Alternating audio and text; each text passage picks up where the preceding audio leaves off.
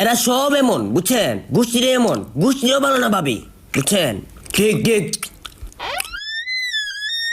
ওই যে ভাবি আমার ছেলে আসছে। আসসালামু আলাইকুম আন্টি, ভালো আছেন? আরে কেমন আছো? ওয়ালাইকুম সালাম। ভালো আছো? জি ভালো আছি।